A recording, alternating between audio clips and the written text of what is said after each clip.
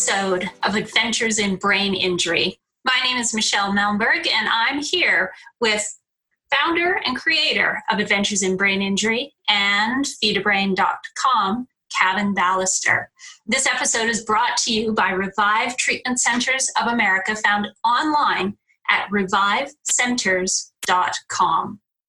Also, we would like to draw your attention to patreon.com/AIBI and ask you to share in spreading the word about brain injury recovery and brain optimal function.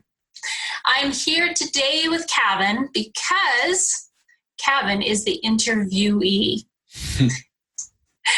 Cavin survived a 2-story fall, was comatose for 12 days, and diagnosed with a very serious diffuse axonal injury, given less than 10% chance of survival back in 2011. He's gone on to create some amazing resources for people like me, you, friends, family, and emails and comments we get online each day. Cavin has been an inspiration to so many people through Adventures in Brain Injury, the website, as well as feedabrain.com, the website, as well as Feedabrain, the book. Cavin is an author. Cavin has created one of the best blogs as awarded by Healthline 2016 and 2017. So Cavin, welcome to your own podcast. And I want to also just slip in there that amid all of your excitement this year with interviews, conferences, your book publication and promotion, you do have an opening for consultation clients. I do. Yeah, I do have an opening right now. And man, it feels really good to get introduced by you, Michelle. Thank you. You're very welcome. I am certainly leaving out many of the details that you have online. So I invite people to jump online at adventuresinbraininjury.com/about to read more about the inspiration you are and your story. And of course, how this new experience of trauma of the emotional kind could perhaps help our listeners. Mm-hmm. So Cavin, let's jump into why I am interviewing you today. You sent out an email which caught me off guard, and it was titled, "I was robbed, but I'm okay." Cavin, what happened? Yeah. Well, I was robbed. It was December 22nd. I was up wrapping Christmas all night, wrapping presents all night. And I had presents like scattered around my living room in my apartment. And interestingly, once I finished wrapping presents, I went over and I started to learn how to play the Grinch, your main one, Mr. Grinch. On your guitar? Yeah, on my guitar. Because I usually go around caroling of sorts, like playing guitar and singing songs on Christmas in Colorado. That's usually where I am. But I stayed in Austin, Texas this year and spent Christmas with my girlfriend and her daughter, and it was fun. I wanted to have that song to sing. So I was learning that the night This after. Is almost like foreshadowing. Hours before. Hours before. All right, then I went to bed. Okay. And I woke up to people in my apartment being loud. Like they didn't know I was there. And so I walked out. I heard them leave as they were trying to steal my bike, and I heard them leave without getting my bike out. Like they were being so loud trying to get my bike out. And were they intoxicated? Probably. Okay. There was probably some drugs on board, you know? Okay, yes. And so after they walked out on this round of thievery, I put my pants on and I walked into the living room and I kind of looked around. And mind you, I'm very groggy, just woken up, rudely awakened. The most rude awaken I have ever experienced. And all the presents that I wrapped the night before were gone. So what time was this? It was about 3:30 in the morning. Oh, good heavens. Okay. So the dead of night. Right. And so I'm looking around and I'm confused and groggy and like, what's going on? You know, like trying to make sense of things. And all of a sudden this woman comes to my front door and I hear, "Who are you?" What? And I look at her and I'm like, "Who are you?" And she goes, "Not here, not here." And she scurries off. Okay. I look around a bit more and I'm like, I was being robbed. Okay. So she was one of the gang who had entered your apartment in the middle of the night. Middle of the night. And it was scary. It was just like, wow. And so I called the police, did all that stuff, trying to figure things out, and realized that they'd taken my keys, both sets of my keys. They stole my bag, which were over my shoulder. They stole some records, record player. And then I'm like, I'm going to go outside. And I went to grab my jacket and they had taken my leather jacket that was passed down from my great uncle to my dad and then my dad to me. And this is the one that you wear all the time. Yeah. All of your photographs. You brought it up to Canada. You Totally. You never take it off unless you're sleeping.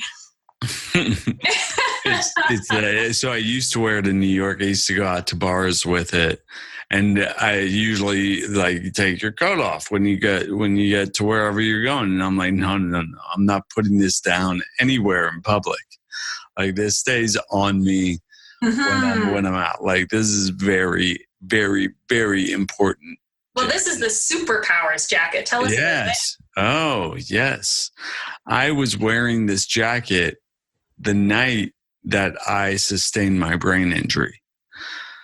That the fall off of the 2-story tower in New York City. Yes, I was wearing it that night. And I know that it has superpowers. So I realized that this jacket was gone and my heart sunk into my stomach. Do you know the feeling I'm talking about? I do very, very well. And reading that email that you sent out, I mean, you and I, we're pretty close. We keep each other up to date. And for me to get your update via email, I was, my heart dropped into my stomach. Right. I mean, when you came to Canada, you had 2 things. You had your leather bag and your leather jacket. And they were with you always. You were always pulling out your leather-bound journal, doing your writing. I mean, you have really sentimental and functional items that you keep with you. And I mean, those 3 items went with you wherever we went, out to the Sundance, out to the mountains, into the dining room.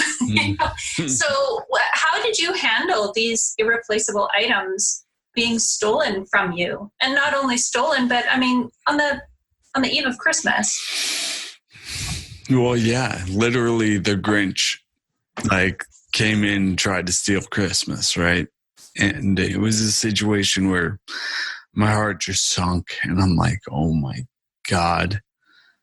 The other stuff I didn't care about. I was like, all right, they got the right, I can replace the record player. Like the records, that sucks. That sucks a lot. But your friends created records. Yes. Yes. It's not the end of the world. I mean, it is, but it's not. It's like it sucks, but the sentimental value of the jacket is just huge.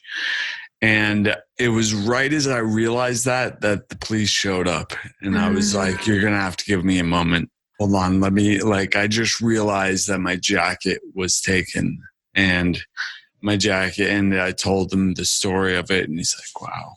Yeah, your family's jacket, really. Yeah. And I said, that's the only thing that I really care about. They also stole the keys. So like I said, they stole the keys and the backup keys. And so they had the keys to my car. And so I talked to the officer, and I'm like, yeah, and they have the keys to my car and this and that. Showed him around my apartment, what I thought was going on. And like, I bet the whole time I'm trying to figure out, what to do, where we are, and what to do next, and how I'm going to handle being robbed, and especially the jacket. And I was able to do this pretty quick, but I was like, okay, this feeling is awful. Let's see. I'm going to change my perspective on this. I'm going to choose to put, there's a billion ways, a billion perspectives of any given situation. And the one which we place our attention is such an important choice. And so choosing wisely is exactly what we need to do. And that's what I did. Yes. I was like, you know what? This feels awful. It's disabling. It just makes me want to curl up in a ball and to feel like a victim and get angry. And I was like, that's not going to help the situation.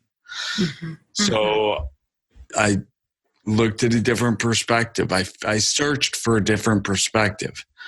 And that perspective was that, you know what? My jacket is magic. I've talked about how my jacket is magic. My jacket saved my life. It has superpowers, And my great uncle Sparky was looking out for me the night that I fell. And he's still looking out for me. And he does it through that jacket. And I believe that jacket has superpowers, and it is going to protect whoever it's meant to protect. And I believe that person is me. Calling it in. Yeah. And then I just let it go. I was like, it's going to return. It might take 20 years for it to return, but it's going to return. And for the next 20 years, I'm going to continue to have that perspective that it is going to return because it's magic. And I planted that seed. I was like, that's the deal. And I just let it go. When we grow a plant, we don't plant a seed and then be like, is that seed doing anything? Let me check that seed again. How's that seed? What's happening with that seed? No, we just plant it. We water it. So let's talk about watering it. I did things to bring it into my existence, to move forward on this, to find out how I could get it back. But I didn't fret about it, It was done. It was going to come back. I knew that. And let's face it, I've known you for over 4 years, and your community, the community you've built over the last, almost 9 years, has been tremendous, or 8 years coming up in 2019. So people really rallied and helped form that foundation of support, helped shore it up. Because I find that you have a tremendous resource within yourself, and you've shored me up when I've needed support. And so suddenly you had this community rushing in to shore up your banks. And so tell me about that, please, because we all need support. Yes. In my community, my God, I am so appreciative of my community. And I hold that appreciation every single day. Before this, I held this appreciation every day. To all of my listeners that are listening to this podcast right now, I appreciate you guys every single day. I live in this place of appreciation because community is so powerful. I mean, my community, when I sustained my brain injury, kept me sane, you know, and it gave me the drive to recover as I did. And I believe so much in the power of community, in expressing appreciation for community, and for being an active participant in community, you know? And that's you. That's you. Always speaking and heading out and walking down the boulevard with your guitar. I mean, yeah, you're out there. You're out there, man. And I love it. Well, thank you. And so you had two friends specifically who helped move you through trauma with their own processes. Yes. Share that with us. Well, yeah. Ta and Cole are two of my very favorite people, two of my best friends, two people I consider family. I spent Thanksgiving with them. They are absolutely amazing people, and their work is so powerful. So let me back up a little bit. Yeah, please go ahead. Because as I'm going through trying to figure things out, you know, I snapped into PI mode. I was like, all right, I need to figure out what's going on here.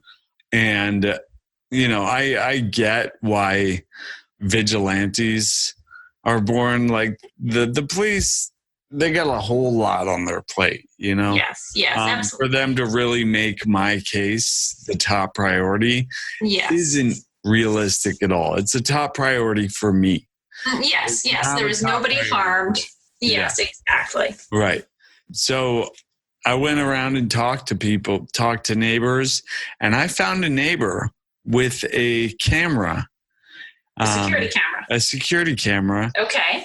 Several security cameras, actually. Even better. And one of them was aimed at the perfect place. Oh. So I was able to see the robbery in action. The woman who scurried away? The woman who scurried away and the two men who helped steal everything. Okay. And wow. I mean, first of all, this is Texas. I could have shot her and killed her, and there would be no repercussions for me. You know, she was in my apartment, right? Yes. Like that takes some guts on her end. Yes. And some stupidity on her end. There's a lot of things that were just like, we could say, yes. As I was there, like, are you kidding? Being so loud, didn't know who she was robbing from. Who are you? Like, who am I? Come on now. So I was able to see with a video camera or with the security from the security tape. And that was an interesting experience too, because my neighbor wasn't exactly the easiest to work with. I just had to keep on running. I'm like, yo, man, we are on the same team.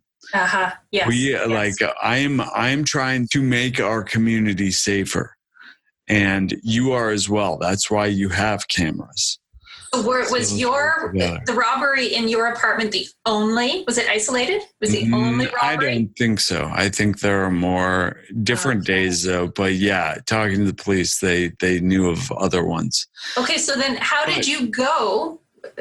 How did you had the security recording, you knew there were three individuals, two men, a woman, and could you identify that? How did you track them down from that? I mean, I didn't track them down yet. I'm still in the process, but I saw in the footage someone who didn't do anything, but I saw her face.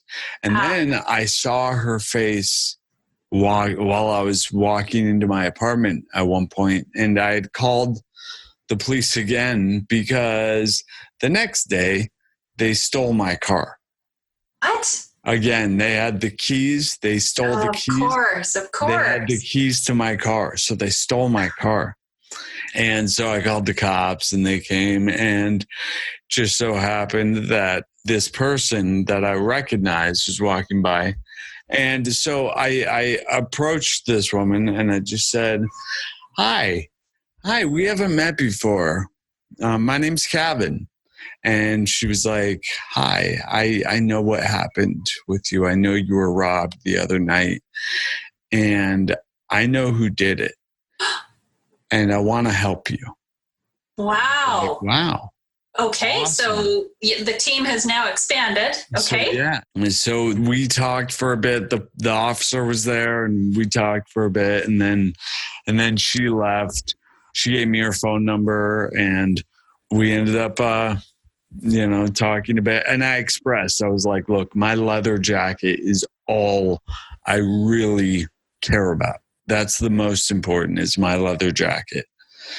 And she left, and then I had to re-buy Christmas presents and rewrap them and restore Christmas. You know?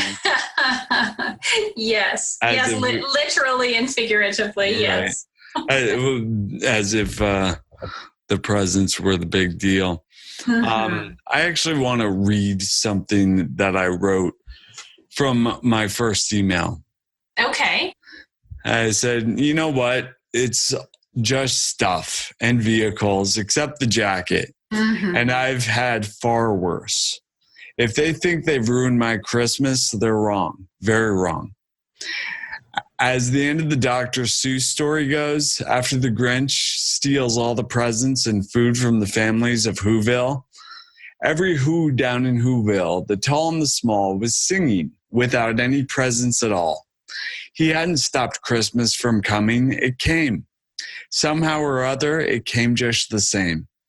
And the Grinch, with his Grinch feet ice cold in the snow, stood puzzling and puzzling. How could it be so? It came without ribbons. It came without tags. It came without packages, boxes, or bags. And he puzzled for 3 hours till his puzzler was sore. Then the Grinch thought of something he hadn't before. Maybe Christmas, he thought, doesn't come from a store. Maybe Christmas, perhaps, means a little bit more. Yes. No one can steal your joy unless you let them steal your love and light. And you are so radiant, Cavin. So radiant. And I want to I want to read the end of that email. You wrote, I have so much love for you all, and I wish you all a very Merry Christmas full of strength, serenity, love, light, and rock and roll. And you have been living that. You have been living that so wholeheartedly. Let me see. I think since I met you up in Canada, you asked the Creator in the Cree Sundance ceremony for a blessing, and I've just seen it come true. It's just really become so full and so vibrant. You are so luminous.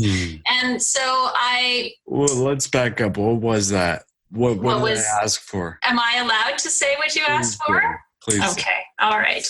So you asked the Creator to help you become who you needed to be to do what you needed to do in this world.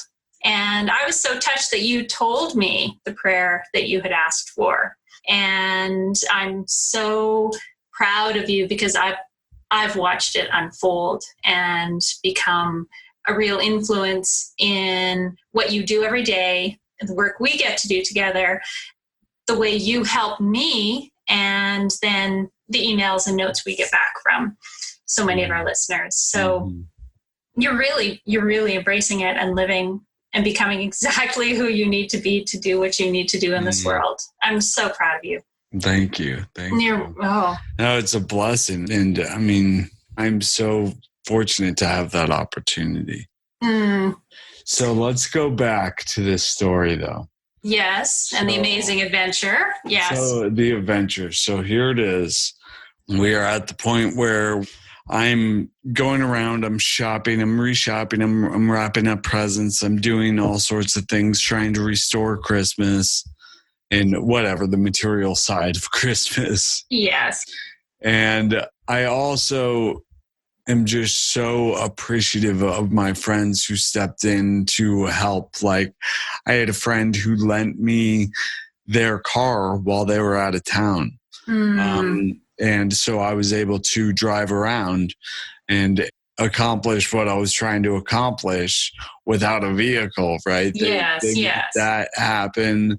I had friends come and like help me set up security cameras, and it's just some good moves to restore order to my life. Sure. And to ask for funding from people as well. I'm just so fortunate to have community like this. And it was really powerful to see everybody come together. So after running around, I actually recorded a video on my personal Facebook. Yes. About the Grinch, where I kind of did a little update on how the Grinch can't steal Christmas, you know? And in the way that story ends, the Grinch doesn't steal Christmas. Is that right? No.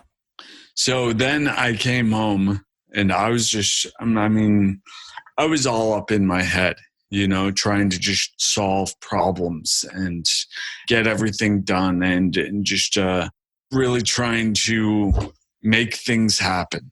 You know, and was not allowing myself to process the trauma of the entire incident, you know? And it was fun. I mean, I needed to do what I needed to do, but you can only bottle things up for so long. Exactly.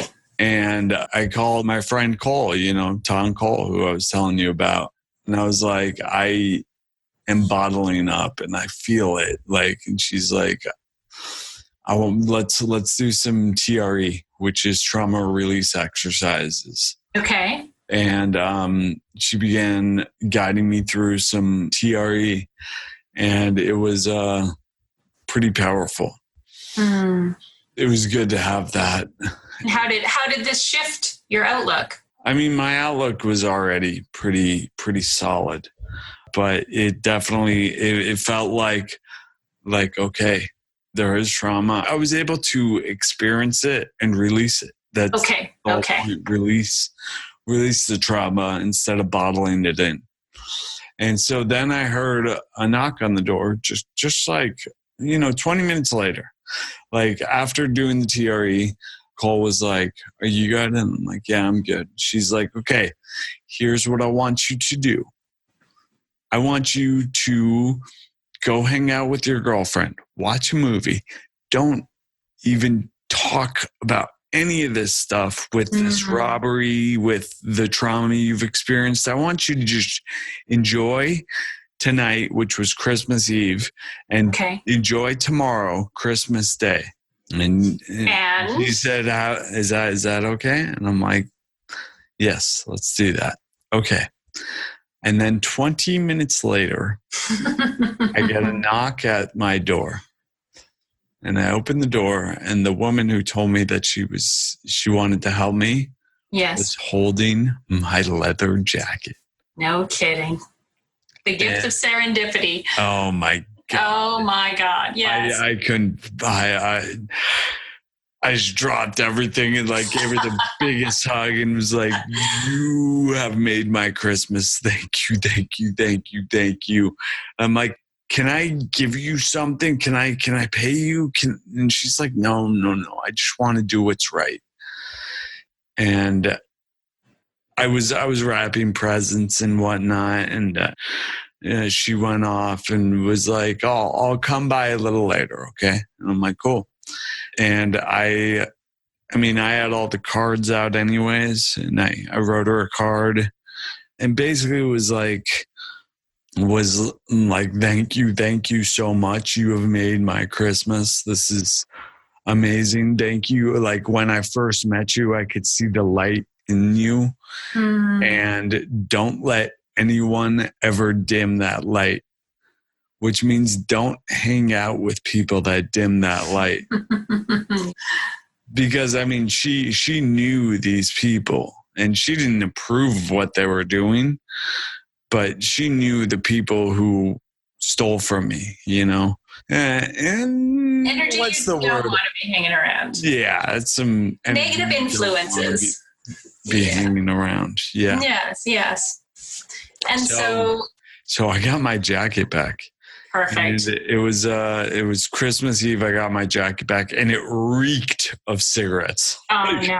Oh, I bartended in New York for years, and I was a little, hoodlum of sorts, and it definitely had reeked of cigarettes before, but not like this. This is gross. Oh no! This is pretty bad, and but what did I care? I had my jacket back. Yes. It was. The smell will dissipate. Yes. Yes, it will. In fact, it has. Good. So then the next day, on Christmas Day, she came by with the keys to my car and a crate of my friend's records. Perfect. I was like, wow, amazing. And I still didn't have my car, but I had the keys to my car with the fob on it. Important, yes. And there's only one fob. I only had one fob. So okay, yes. I had the fob. Now, there's still another key out there, but I had the fob. Okay. And I don't know where the car is, but. Yeah. So how did you find out where the car was? Well, hold on. Cavin, We're not there yet. We're not there yet. Then maybe it was the day following. Maybe it was on the 26th that I got the keys and the crate of records. But on Christmas, I went to have dinner with Keith and Michelle Norris, the owners of Paleo Effects, who I love dearly. Mm-hmm. And I decided to wrap my jacket up for myself, give myself a present. Because you know what? I feel like planting that seed of it's coming back. Planting that seed was a huge aspect of what brought it back, right? Like, for example, if I saw that woman and was like, you were there, I saw you, and was blaming and pointing my finger at her. Absolutely. This wouldn't have happened at all, right? No. She wouldn't have been receptive to that type of energy, yes. So my energy, being calm and cool and just, it's coming back. I'm not worried about it. Mm-hmm. It's going to come back, and I can make friends with the people I interact with.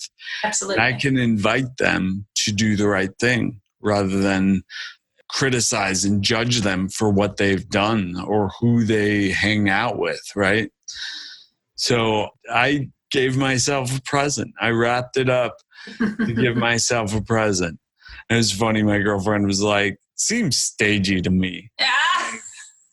Yeah, maybe. But you know what? I want to do this for myself. So yeah. So I did. And actually, Ta and Cole were there, and Cole filmed that as well. And that's also on my personal Facebook.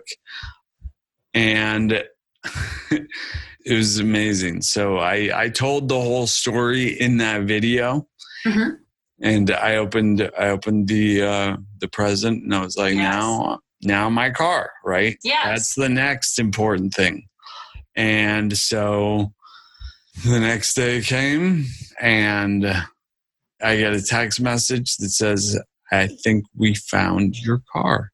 A text message from whom? From the woman who I had befriended, who brought me my jacket. Yes, okay. I think we found your car. And I'm like, what? And I'm like, is this the license plate number? And she's like, yes, it is. And I'm like, boom, where is it? And she's like, 5-minute walk from no kidding. where you are. And I'm like, no way. Come over, let's go on a walk. And so she and her husband came over, and we went on a walk, and and there was my car, and I had the keys, and I got my car back.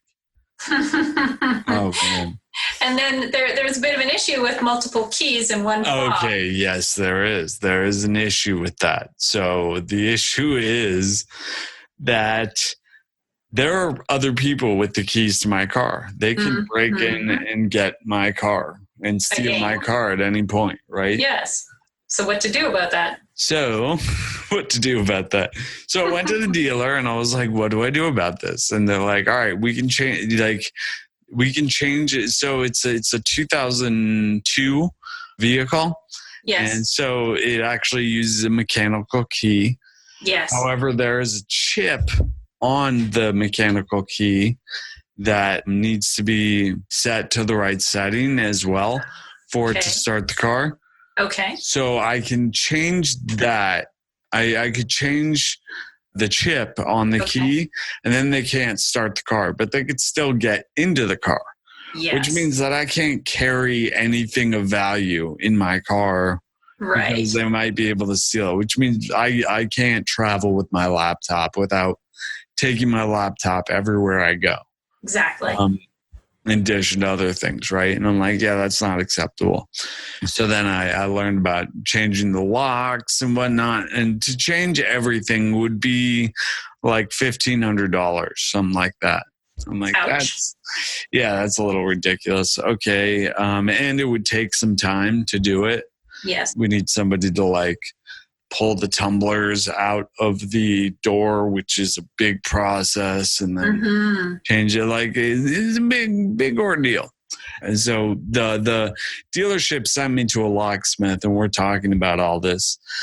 And I'm like, so what can I do to like make sure that they can't unlock the car? Like, should I like glue the lock or something? He's like, break a key off in there. And I'm like, oh, that's so gangster. So like, and I'm like, yeah. He's like, here's a key. It doesn't need to have anything on it. Like, here's a blank key that'll fit in there. Okay. Like, boom, put it in there and break it off. And he gave me 2 keys, and because there's just the front door and the trunk, and I broke the key off both of them. And I felt so gangster doing it. It was pretty cool. So now you cannot get into my vehicle without a fob, and I'm the only one with a fob. So so now you're secure again. So that's cool. I'm secure again, and and I'll change the locks, but for right now, we're good. So, man, I'm sitting pretty for the most part. It's like, you know what? I got this back. I got that back. It's amazing how all this happened. So, in the email, in the most recent email I sent out on the update of all of this, what am I learning from this experience? What are you learning? Well, I mean, I think the most important thing that we can do when we're put in a traumatic situation, or any situation for that matter, is understand the value and the importance of our focus and attention. And thoughts and feelings that we choose to give our focus and attention to. I want to underscore, bold type, highlight that word choose. We choose. Thank you. Yes. And it's not always an easy choice. Exactly. The way we're wired, or many of us are wired, is to choose fear. Yes. Is to choose this place of scarcity and fear and oh no, they're going to take that from me, and freaking out about things. And again, if that's what I chose to put my focus and attention on, and this isn't fair, and you've been wronged. I've been wronged, and you, the victim, and yes, and that's an easy route to go down, right? Absolutely. And if I were to choose that again, if I approach that woman in fear-based, anger, if I approached her with anger and fear, they're wouldn't have been very receptive, right? Not at all. So, and we've touched on this in other podcasts, that triggers the reptilian brain, and the reptilian brain is a fear-based response to anything that threatens us. So whether it's you reacting fearfully to what had happened to you that night, or you responding or reacting toward the woman whom you recognized in that video in an aggressive manner, it would have triggered her reptilian response, which would have been to run. Dominoes fallen. Exactly. So your choice to remain grounded and focused and put your attention toward what you wanted to see as an outcome had more dominoes fall in your favor. And yes, and well said. Thank you. Dominoes falling in a sense of reptilian brain, triggering reptilian brain, or a calm, collected, cooperative, yes, and seeking connection brain, triggering a calm, cooperative, seeking connection brain. Yes, absolutely. And falling that energy, dominoes in that aspect. Well, I just had an image of the film Avatar run through my mind, and how the collective comes together, and we all long to be connected. So the fact that you drew her in to work alongside you rather than frighten her away as she scurried that very night, it was really a 180-degree change from the night of the robbery to the day of now asking the same person, the same. No. You must understand. This is not the same person. Oh, yeah. Okay. So there was someone who had witnessed. This is a witness. Yeah, it was somebody who was friends with the person. I understand better now. Thank you. So this person who was assisting you was witness to the three people, the two men and the woman who had executed the robbery. I understand. Exactly. Okay. Beautiful. So yes, I mean, we're talking about the choice of perspective, like I spoke into earlier. As I said, there are billions of ways to look at any situation. There are billions of perspectives of any situation. And the choice of which perspective we give our attention to, that's what's most important. And in my experience, choosing to place my attention on a perspective that feels good to me.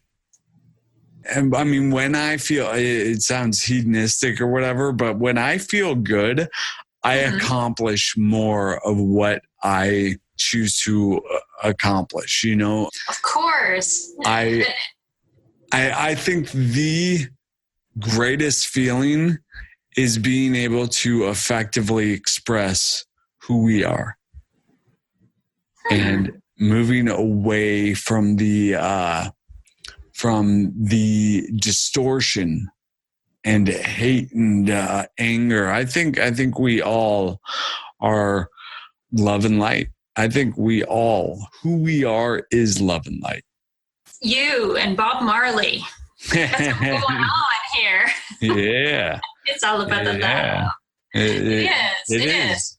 Well, and nobody wants to steal, I think, because we are full of that love, light, magic, and connection. Nobody wants to harm another. Right. We do it out of fear. Out of fear, exactly. Out of fear and lack and scarcity. And thinking that we need to steal in order to get enough, Or to get a high. I mean, being on a high begets another high. And well, what do we do now? How are we going to feel better? Get another hit. And doing something daring, whether it's harmful to another or to society, that's another high. Yeah, so, and addiction, Well, it is, yes, absolutely. That dopamine hit, right? Feels good. Ooh, it's exciting. Right. Even stealing in general becomes habitual, Yes. Because you get away with it. You're like, ooh, a little dopamine hit from that. Well, they're not getting away with this. I got video, I got names, but like I said, it's crazy because the detective, I'm having trouble getting a hold of the detective who was assigned. Yes. So I wasn't able to get a hold of him until Monday. By the way, today is the last day of 2018 for our listeners. Yes. And we were talking, and then I had to wait until today, which is Monday, to speak with the detective. Because he doesn't work on the weekends, and he was assigned to me on Thursday, and he wasn't in on Friday. Okay. And I called him today and he's like, I have bronchitis. A message is like, I have bronchitis, so I'm not going to be in this week. Oh, no. And I'm like, I have video and names and time is of the essence. Oh, no. And I need to, like, can we move? Can we get a warrant going on? Like, what's going on? Like, and I talked to several that were like, oh, we'll pass you on to this and you can leave a message here. And like, you know, it's ridiculous. I mean, like I said, they have a lot of stuff on their plate. So yeah, if it's not an injury incident, it's right. Definitely bottom of the pile. And so I can see how, you know, why people take the law into their own hands, right? Yes, yes. Cavin PI, I like that. But, you know, I'm reading this email I sent, and what is really important that I didn't talk about is our community, which is quite possibly the most important. And I did talk about it a little bit, but the community we surround ourselves with, that becomes the foundation of our sensory diet. And what do I mean by sensory diet? I mean the shows we watch, the podcasts we listen to, absolutely, the music we listen to, the news, whatever is touching our senses. And most importantly, above everything, the people we surround ourselves with. Yes. That's the foundation. And all of these things demand our attention. And our community, or the people we surround ourselves with, physically especially, demand our attention more than anything. And here's what I wrote. When we choose to shine, our world reflects that light and magic shines back. Want to talk about magic? Yes. You believe magic. Yeah, you believe there's magic in every one of us. I know there's magic in all of us. So first, let's define magic. Magic is the power of apparently influencing the course of events by using mysterious or supernatural forces. And Arthur C. Clarke once wrote, any sufficiently advanced technology is indistinguishable from magic. So, yes, but let's talk about how the power of apparently influencing the course of events by using any sufficiently advanced technology. That's essentially what we're talking about. And how would you describe the human mind? Yes. So we have 86 billion neurons and 85 billion glial cells in the brain. To put that into context, there are less than 8 billion people on the planet. So far more than 10 times as many people in numbers of the neurons in our brain. And the same for the glia in our brain. And neurons are where communication occurs, and glial cells provide nutrients and everything that a neuron needs so that it can do its job. It's support for neurons. So if we were to focus all of these cells on drawing our attention to a particular outcome, we would see magic. I would say that our brains are sufficiently advanced technology. I would say so. Yes, I do believe so. And then you bring in the power available to us in community and numbers, and you start multiplying that exponentially and drawing together the magic of those who surround us, not just the 5 people, but the 5 of those 5. Of each of those 5, and so on and so on.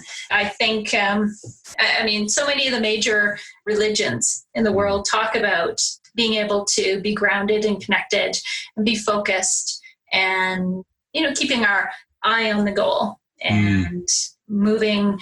The Buddhist religion and spiritual practices focus a lot on remaining, as you did, in the moment and with a clear, calm mind, so that that we're not driven to that reptilian response of reacting, but we choose our response to the situation. And therein lies what we perceive as control.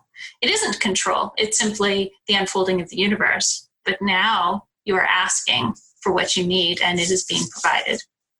It's magic. Yes, exactly, Michelle. It's like my friends, Tom Cole, what their motto is we are magic, like kapow.